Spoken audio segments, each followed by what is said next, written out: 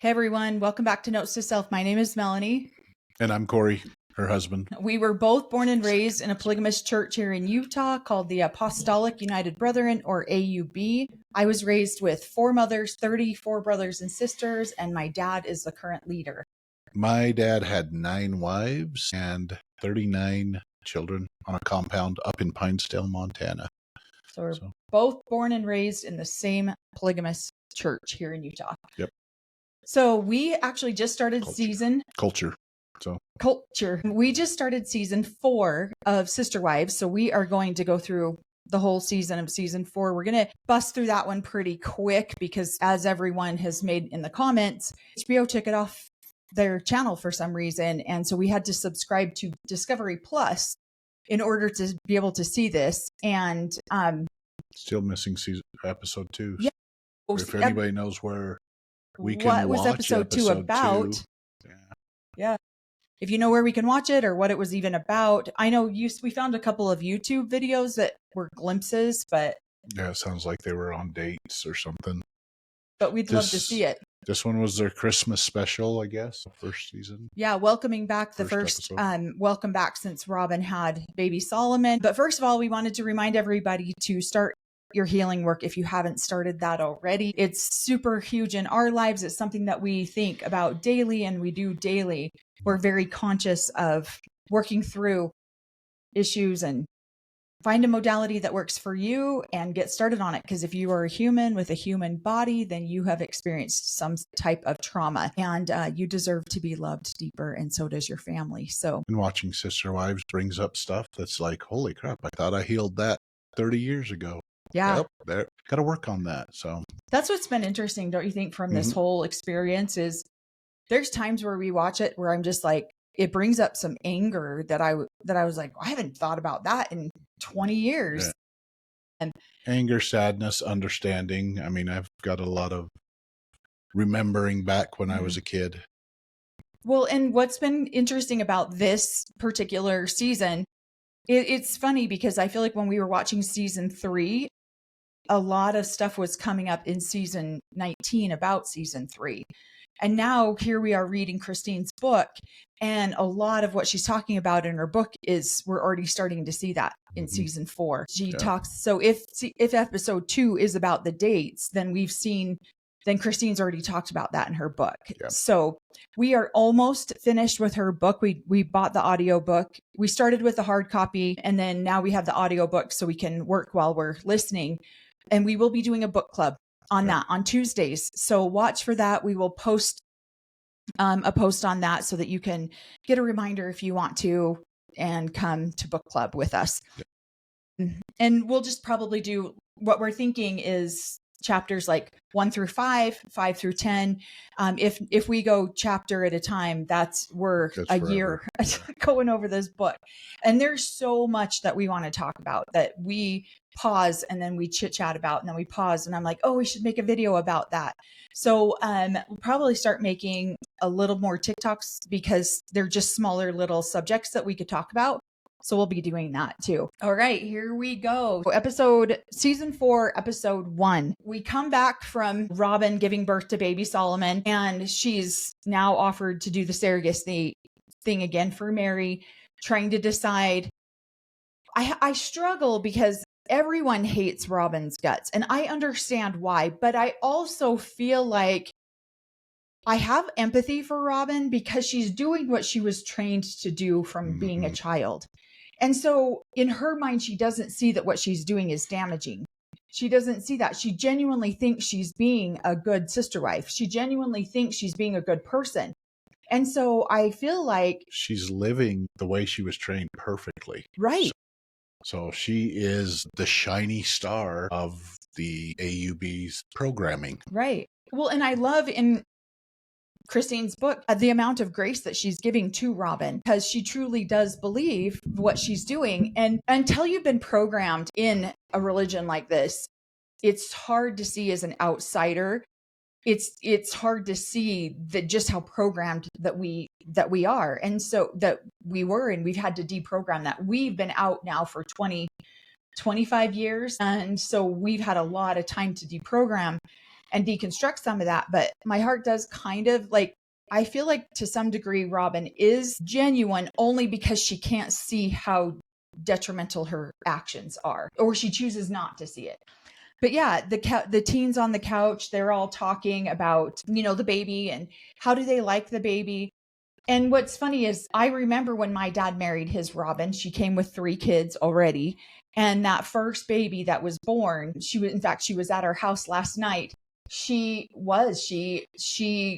all adored her. We all loved her. She was such a beautiful baby. And she really did like bond our family together. So I can see how Solomon could do that for the family. But I thought it was interesting listening to the teens on the couch be like, hey, we have too many kids already. And so some of them, but they also pointed out how Solomon looks so much like Hunter. And so maybe that's where some of the softness with Hunter and Robin came into play, is because Solomon does very strongly resemble a few of the Brown kids. Yeah, probably Hunter when he was a baby. Right. So then we go into, basically this whole episode is all about Christmas. And we go into the sister wives gifting each other Christmas gifts. In our family, this does not happen because resources are so limited that they go to the children. And so the parents wouldn't necessarily spend money on each other. We still even do that to this day. We're always like, don't spend money on me for Christmas. Let's do it. Kids. Yeah. And so that is definitely a teaching. Now, sometimes we don't keep those promises and we buy gifts for each other anyways when we've agreed not to. But I can understand why they do that, because now the sister wives are starting to get a little bit of comfort in the financial area because they're on season 4. Now, they've had money coming in for a few years. So I can see, this is definitely a Christmas that they splurged on a lot more. But I love when they're out shopping. Mary and Robin are out shopping and Christine's mocking them and making fun of them about how they're like, oh, this would be this and this would be this. And Christine's like, yeah, I don't want to do that. And you see Janelle's face over there like, I'd rather have my fingernails and toenails torn out of my body than go and do that with those girls. And then in the book, you hear Christine talk about going back to those days. And she's like, we don't have to spend all of our time together. Most sister wives I know don't spend the majority of their time, if any time, together at all, unless it's a family event or a family activity. And then we had some of the sister wives would come together and they would do the canning or the food prep or stuff like that. That's leisure time. Going out. Not that there was leisure time. No, there really wasn't. Not in our house, but when there was leisure time, was not with other sister wives. But yeah, I could be wrong. If my moms think it's different, they went out and hung out. No, I don't ever remember them going to restaurants and things like that. We ate at home. So yeah, no, I don't know of any sister wives that really. What's hard is when you become a sister wife with one of the friends that you grew up with. That can be hard sometimes because you still have your group of friends that you all hung out with, but now it's like, who do they hang out with? Now, there are some sister wives that do hang out together. It's just not the norm. It's not as common. I love that Christine puts together these big family parties. I felt like that is real and legit. The fact that, my mom used to do that. I feel like we do that. They throw together these big family parties, and Christine's was always on Joseph Smith's birthday. I made a video about that got so much controversy because we always knew when Joseph Smith's birthday is. It's December 3rd. And my family sometimes got together and celebrated it. Sometimes we actually went to Christine's family one year and had dinner with them on Joseph Smith's birthday. And so on the compound that she grew up on. Yeah. So we did a big family dinner in the basement of the fourplex. Yeah. I'll have to ask my parents. I don't remember that. We had so many birthdays anyhow. To add one more birthday to it. And then we were preparing for Christmas, I think. So, well, for the parents though, it wasn't like the kids were all involved in our family. It was an adult thing. Oh. So typically my dad's one wife, she would put together something at her house. Now she's the wife who was involved in Principal Voices with Christine. She would put something together and it was just the adults and the parents that went. It wasn't necessarily, they didn't make a big production for all of us. But I thought it was interesting. Christine's putting it all together. She's trying to make it, they decided to do Hanukkah this year.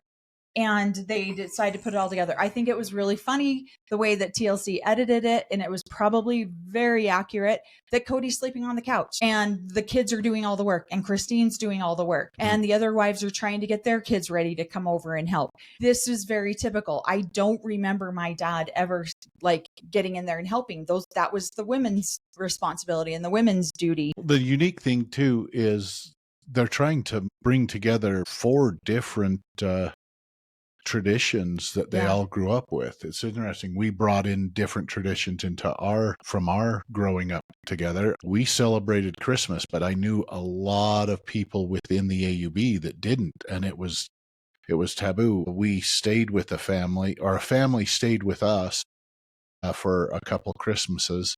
They had trailers outside on our property, and the father of that family asked that we put a sheet up because we were celebrating Christmas and he didn't want his kids to see the Christmas tree.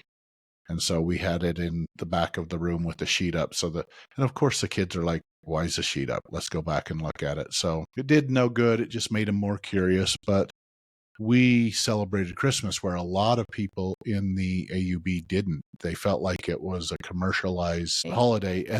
But us as kids, we would draw names just like the Browns were doing.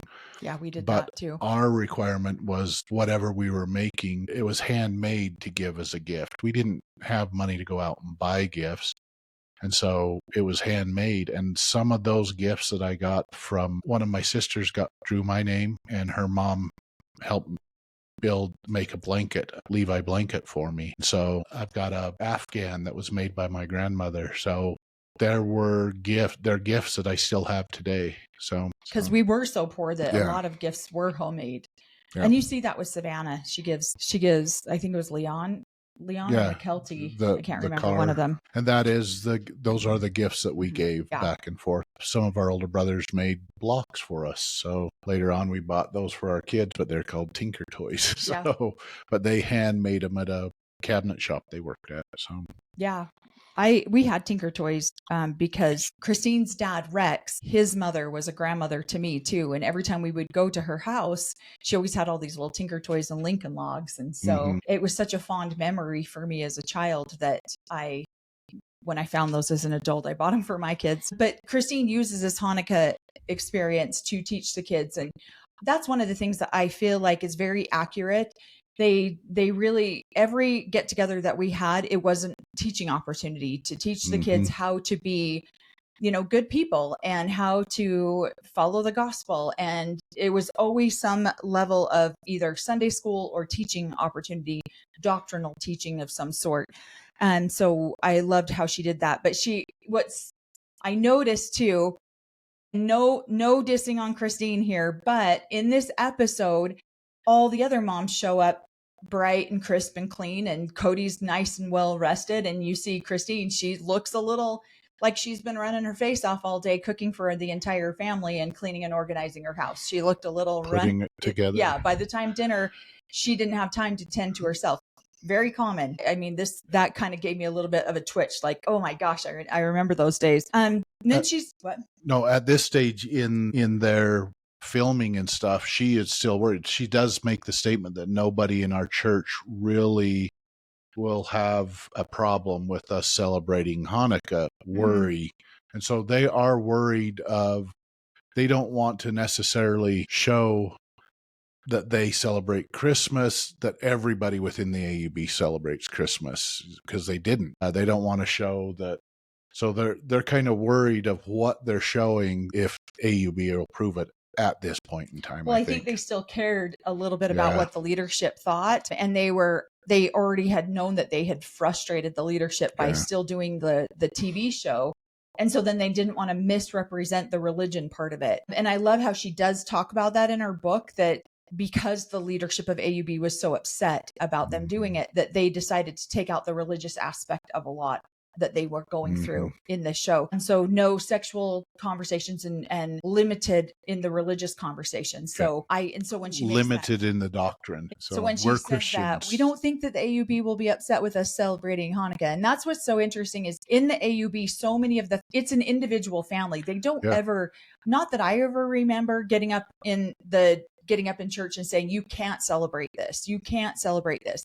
What they do, however, is get up there and go, why would you celebrate Halloween when it's all about evil spirits, or it's all about da da da da da? Why would you want to do that to your family? Now, they don't say you can't, but they give you tunnel vision on, oh, you're right. Why would I do that? Why would I expose my kids to that? And so that's the difference in the doctrine, or in the teachings. And then in this episode, it's a lot about Cody and Christine and the struggles that they're having in their marriage, and which is weird that now we're reading the book and we're hearing all of this. And she talks about, this is very common. I heard my mom say this a million times, that time will fix things. And so Christine's wrapping Christmas presents and she's like, Cody and I are struggling. We're not even working on our marriage, but time will fix it. And then Cody comes back and he's like, Christine's different. And I want to reach through the TV and strangle this guy by the freaking neck. Cause I'm like, what do you expect? She knows what she got with you when she came into the family. And she's watched you now love bomb the hell out of Robin. And she wants some of that. She wants to be paid attention to. She wants to be affectionate with you. She sees the time and energy that he pours into Robin and her children, under the guise of, I have to bond with Robin's children or they could move away to their real dad's house. So he used that as a cop out to, instead of just owning, hey, I'd rather be with Robin and her kids than you and your kids. He used that as a way to get away, as a way to justify his time with her.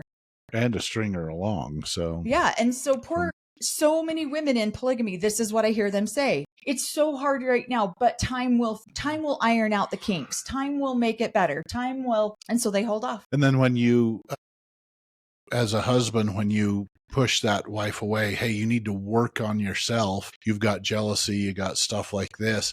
And so then they start to internally look into themselves. What is it that I want? What is it that I want to create? And then they start to do those things. And he's like, wait a minute, you changed. You used to be sweet and kind and whatever I wanted. And now you're working on yourself and you're changing. I don't like that. Being subservient and doing what obedient. I tell you to do. Yeah. Well, and then he says that. He goes, he makes the comment, and I'm just so ignorant. He's such an ignorant man.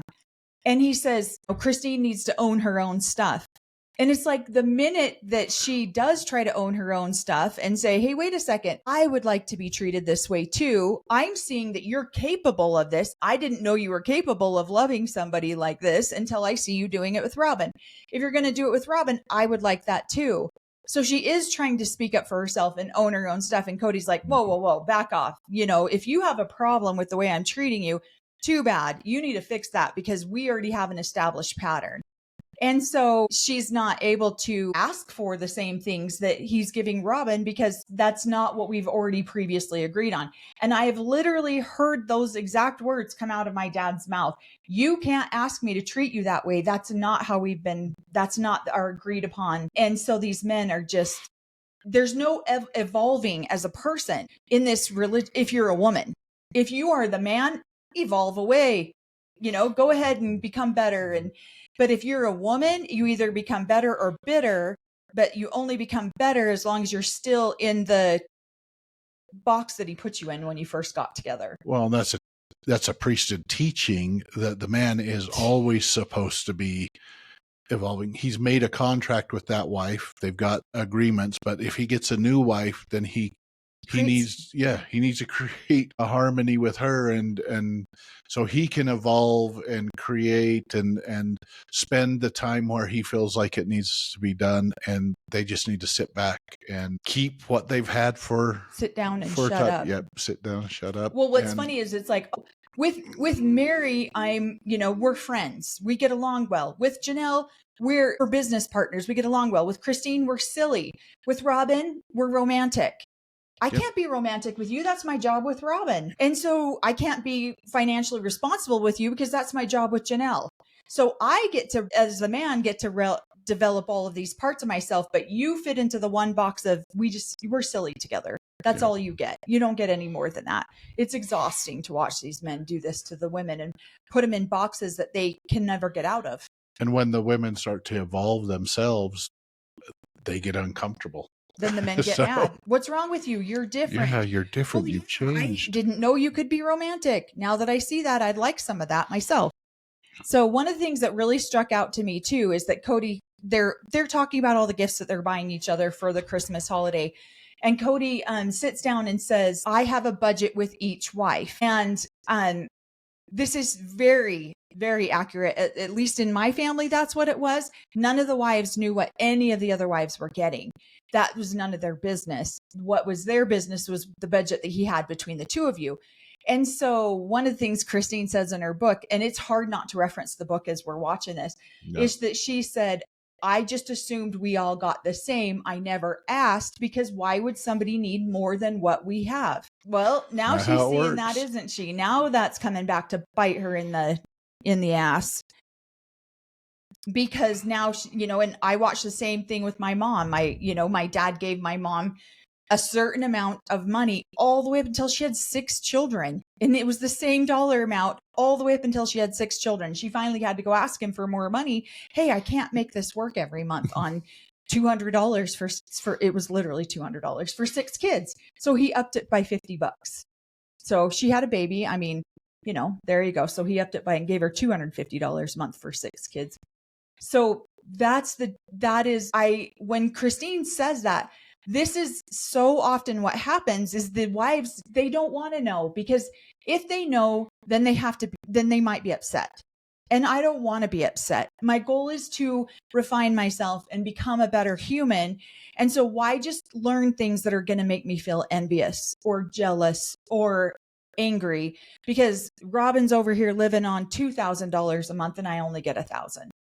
So then you play the comparison game.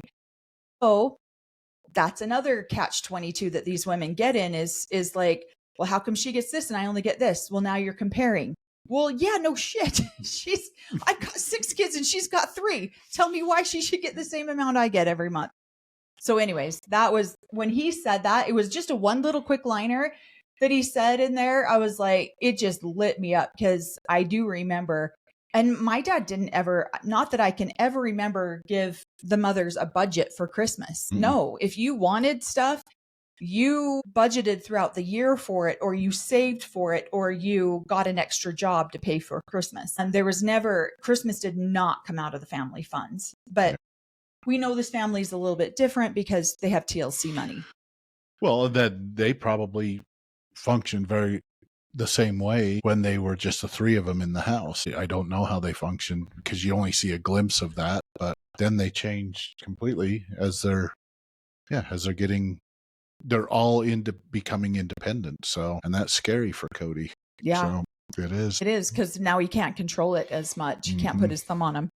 All right, now we're packing. They're going to go to a vacation rental for Christmas, which, hello, thank you TLC money, because no way would that ever happen normally.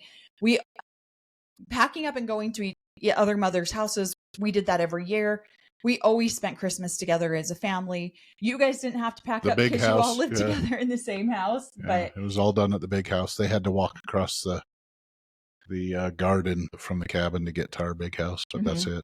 So, but what's frustrating about watching this is the fact that, where is Cody?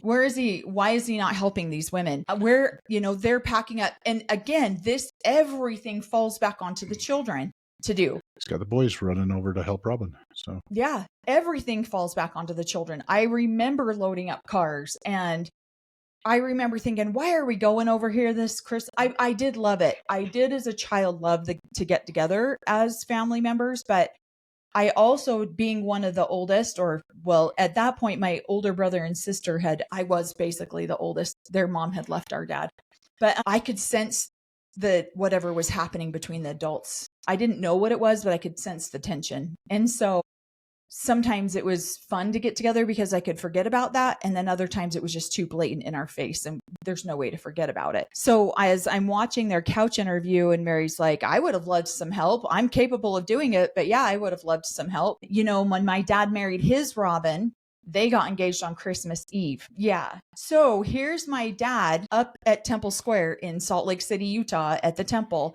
getting engaged to his new little girlfriend with 3 kids, while all of his wives are at home packing up Christmas by themselves to go to get together at one place. preparing. Yeah, preparing. So this is very common for the wives and to that's pick up going to this set a kind of stuff. precedence for the next, all the rest of the years. Because now it's the day they got engaged. Anniversary. So now she needs to celebrate that with him and literally that's what happened. We need to go to lunch together. Well, it's Christmas Eve. Well, I don't care. It's the day we got engaged. And it sets that tone for the rest of their lives. Should have done it on Halloween. Yeah. Because they didn't celebrate. Because nobody celebrates Halloween. The vacation house was awesome. I mean, yeah. That would have been completely we wouldn't even have known a house like that existed. Going up and cutting down the tree, that's something that we did as a family every year too. But we had chainsaws, so we weren't throwing an axe around. Yeah, that seemed a little odd that they had an axe, huh? But that might have been the rule going up there. But yeah, usually you could go up and take a chainsaw and cut down your Christmas tree, and then we'd carry it down and get sap everywhere. All the kids were covered in sap and set it up, and it was amazing. Good memory for me as a kid. Well, and what I love too is that all the girls were chilling in the bed, and Leon's talking about doing the nativity scene, and all the girls are just chilling in the bed together. And I wrote that down because that is definitely one of my most fond memories, is just with all my sisters just sitting in bed. We're all just chit-chatting and talking, and it felt like those were some of the times when the mothers did the majority of the work. And we still did a lot of work, don't get me wrong, but we had moments where we could chill. We had moments where we could just hang out together as sisters or as siblings. And they were short moments, but nonetheless, they were still moments. And so I really appreciated watching these girls just chilling in, like it was Madison and Aspen and McKelty and Leon. And yeah, those were some fun times. And again, their family, you can't tell the siblings from the other siblings. Like, who's that kid's mom? And I feel like that's how I was raised. I know that's how Cory was raised. Not every polygamous family is that way. It's the bonding. That truly is, if I can point out some positive of growing up in the polygamy, it came with a lot of brothers and sisters and friends. They were my friends. And I had friends from outside too, but these were my close confidants, my friends. And that friendship has lasted my lifetime. So it's been great. That's what I've loved too, is that everyone say, who are your guys' friends? I'm like, our siblings. Like it felt like a weird question. Like, of course our siblings are our friends. Like, that's who we hang out with. We don't have a lot of friends outside of our family. You what? We went through everything together. So yeah. So then they talk about Logan's last Christmas, and Janelle makes a comment on the couch. The couch scenes are the ones that we pay the most attention to because that's where the real story comes out. Yeah, we pay attention to the side eyes and the things like that during the scenes, but the couch is where somebody will say something and somebody else is like, oh, I had no idea that you thought that. And so Janelle's talking about this being Logan's last Christmas and how she wants it to be really special for him. And then and honestly, as a parent, you just hope that you did enough that your kids will want to come home when they need to come home. And Mary instantly corrects Janelle, and you see Janelle's face just be like, F you. But Mary's like, come on, Janelle, he might have been, you might have birthed him, but he's all of our boy. We all feel the sadness. We all feel that. And Janelle's just like, and that's what I feel like is so crazy about some of this. I feel like it's over the top for TV. Go ahead. No, there's it just seemed sharp when she was saying it, and there's probably something else going on because then later on, it is true. I feel like a lot of these mothers have bonded with these kids. They're their kids too. I mean, I've bonded with my other mothers too. Right, but as an adult, when you're a child, it's like there's not always that same bond with the other mothers. There just isn't. Like, you're watching that woman be mean to your mom. You're watching that woman make snarky comments when your mom's not around. So what? Or you're watching your mom make snarky comments about her because she's frustrated with her. And so I don't feel like the bond is, at least in my experience, was not as strong when I was a kid. I remember thinking there was a couple times one of my other moms came over and she was trying to help me wallpaper my room. And I was thinking, what do you get out of this? Why are you being nice to me? There's not like, But I grew up feeling that way. People were only nice to you if they needed something. And because that was my experience in polygamy, people were nice to you if they needed something from you. And I remember thinking, what does she get out of this? What does my dad give her for this? So I just thought it was interesting to see how sharp Mary was with Janelle in correcting that. And then Janelle just looked at her, and then you see Christine kind of shoot. I felt like in our family, with all the mothers, it was equal opportunity snark. So they could each be very snarky to each other. It was cool. I know. It brought out a sense of humor in us kids watching it. So, but sarcasm is just a way to, sarcasm is very, there's a difference between being a little snarky and being super sarcastic. But another thing, they talk about Leon doing the family play. That's very common. Did your family ever do that? Yeah, we did it also. I had an older sister just like that, wrestle the cats together to try to get them to line up and do some sort of play, and she'd sit and read the nativity scene, and yeah, they did it all growing up. So. And in our family, we didn't do the nativity scene per se, but it was really important that all of my dad's kids play a musical instrument. So we all had a musical instrument, and that went on all the way until, I want to say that there was like 15 kids, but the first 15 of us all started playing musical instruments. So we would put together a musical performance for my dad. My sister, that's 4 hours older than me, she played the viola, I played the violin. We would typically get together and do something. And then, of course, the picture in front of the Christmas tree. There, all the kids in front of that's like the classic polygamous picture. Every polygamous family does that. I think, well, we did every year. For years, our whole lives, we would do that all the way up. I think the last one that I did, I was married and my baby was months old or something like that. And yeah, because you were still 18, right? Yeah, I was still, I barely had turned 18. And so I feel like that's very typical. Now you see all the kids do gift exchanges on here. They're making presents, they're giving presents. This looked like more expensive Christmas. Obviously, I think the TLC money was starting to kick in a little bit, and the women go out of their way to buy Cody this over the top gift. He goes out of his way to buy all the other women gifts, and trying to individualize each gift. That's hard because that's where comparison comes in a lot. I do remember seeing that as a child, and my dad literally bought the other wife the exact thing that my mom had asked for, and he forgot, and he thought it was that wife who asked him for it.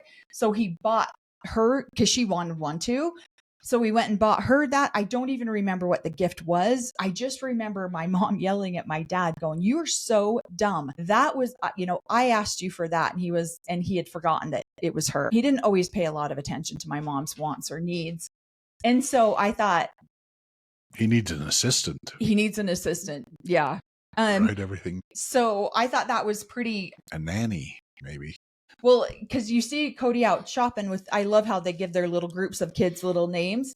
So he's out there shopping with the Pixies, and he buys them all the same thing. Oh, I think they'll all like this. And I was like, you are not literally going to do that, right? You're going to get them something different besides just that. And then, of course, he does. But I thought that was funny. So in Christine's book, she talks about throwing this colada ring out into a field. And I think that's the one she got in this episode. He gave it to her in this episode. And so then they're back in the room talking at a later time. And he goes, well, okay, let me finish. My thoughts are all over the place. And so now I forgot where I was going with that. When he gave all the wives, because Robin gives all the wives the jewelry. And that's the beginning. You're starting to see the beginning of Sister Wives Closet. Now we've gone to that website, and that jewelry is stupid expensive, and apparently you can't even buy it anymore. But I don't know why anybody would buy a jewelry with an S and a W on it. I just think that's ridiculous. And it's chunky, gaudy jewelry, in my opinion. But I don't wear a lot of jewelry, so that's my opinion. What are you smirking at? I have no opinion. Yeah, so. I just thought that was interesting. I love that the women are trying to be supportive of Robin and that she's trying to create something. So good for her. But then they're in the bedroom later on, and Cody and Christine are talking about the gift that he gave her, the colada ring. And he says to her, "Am I out of the doghouse?" And just because he bought her a ring for Christmas. And so she's, I wrote down that these polygamous men don't want to deal with your problems. Why should they? When they can just go somewhere else and someone else is going to put their feet up, kiss their feet, make them dinner, and treat them like an amazing customer. Why would he want to come to your house and deal with your issues and your problems? Because they are yours, not his. And so they put the minimal amount of effort in and then say, oh, am I out of the doghouse? Let's just be friends again. And there's never any, like, there wasn't at least we didn't see it for editing, discussions about, hey, this is what I need. This is what I want. This is what I'm seeing you give this to someone else. Could you give that to me too? Could we have that kind? There's not that dialogue between the two of them. And it might have went on. It's just, we just didn't see it on the edit. Yeah. But she even says in there that she wishes that she's like, well, we still need to talk about things. We still need to go through things. And he was like, can't this just be enough?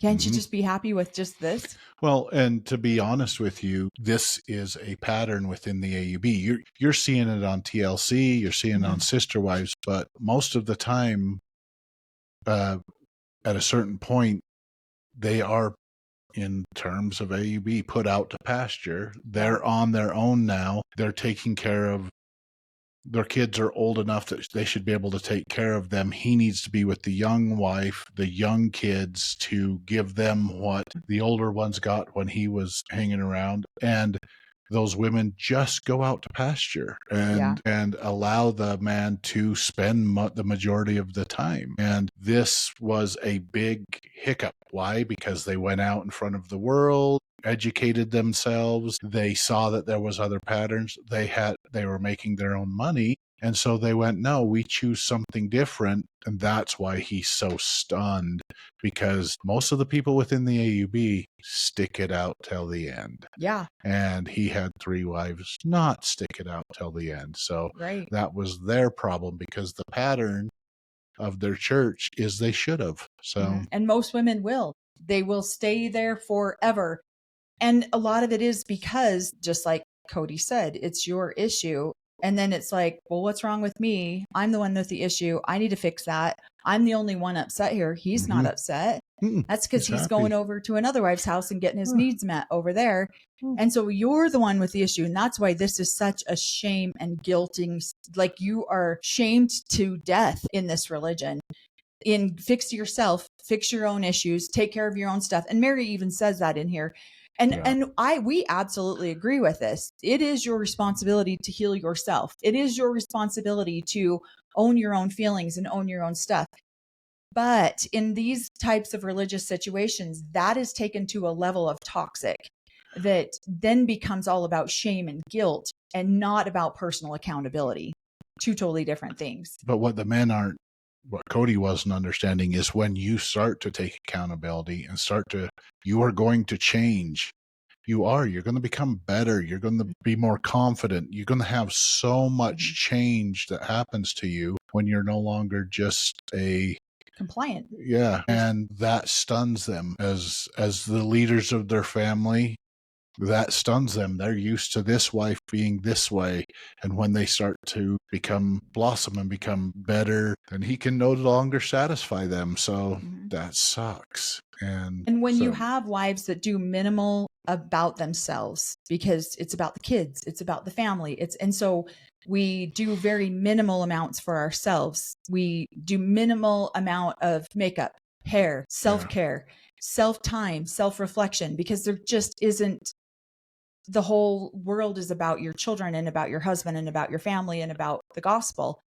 And so when all of a sudden a woman starts to own her own stuff, and like he said, own her own, I even put that in quotes, own her own stuff, then all of a sudden she's like, well, wait a second. I don't deserve just the minimum effort. I don't deserve just the minimum amount that he's willing to give me, the scraps off the bottom of his boots. I deserve more than that. And then that's when you get issues, because now she's being non-compliant. And the other thing that I want to kind of point out here too is she is going to marry to, hey, what's going on? And they usually do. They go to an older wife that may have gone through this, or matriarchs within the community, older women who've been put out to pasture, and how did they handle it? And so they're getting that advice from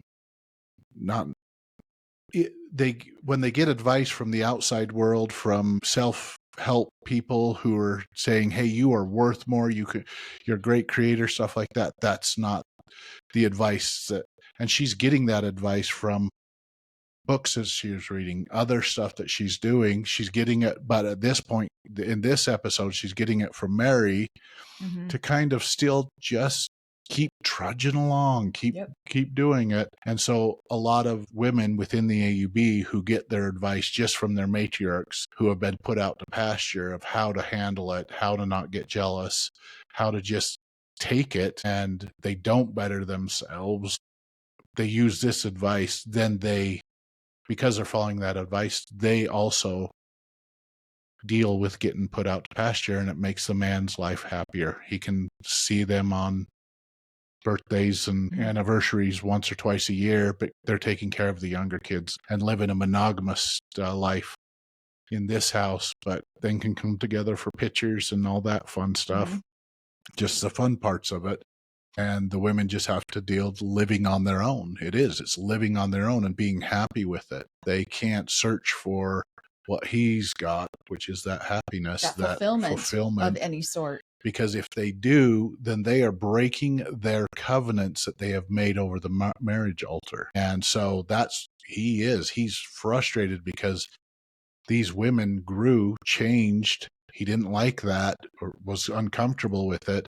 And not only did they grow and change but they grew and changed to where they're like, yeah, we're not having this anymore. And they left. And that he is super frustrated because most of the women within the AUB don't leave. They keep that covenant.